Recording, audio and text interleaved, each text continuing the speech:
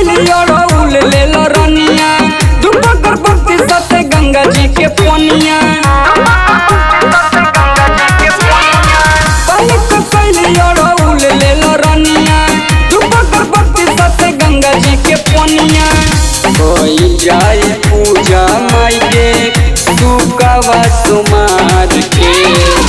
कोई जाई पूजा माई के सुकवा सुमार के हो सुकवा सुमार के जोड़ा कपूरवा पार के माई के चरण पखार के जोड़ा कपूरवा पार के माई के चरण पखार के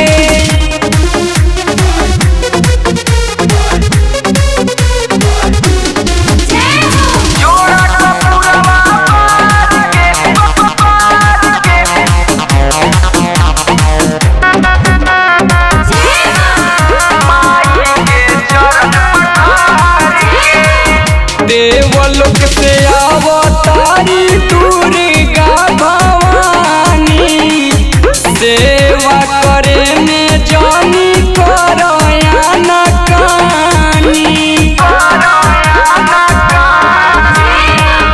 देवलोक से अवतारी दुर्गा भवानी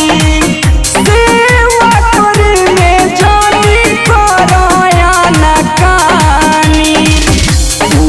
करी है पार फसल नैया मझधार के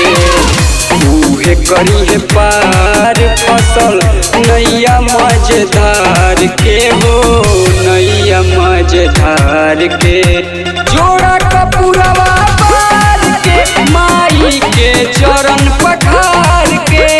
जोड़ा कपूरवा पार के माई के चरण पखार के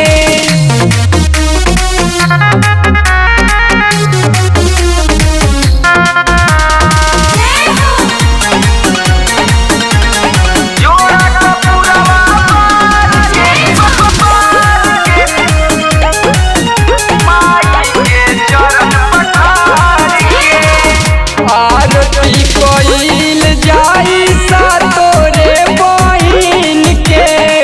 चौवर डोलावे खातिर बोल दिया मालिन के आरती कइल जाई सातोरे बहिन के फूल अड़उल खातिर बोल दिया मालिन के ललकी चुनरिया धीरज माथवा पडाल के ललकी चुनरिया मुकु माथवा पडाल के हो माथवा पडाल के जोड़ा कपूरवा पार के माई के चरण पखार के जोड़ा कपूरवा पार के माई के चरण पखार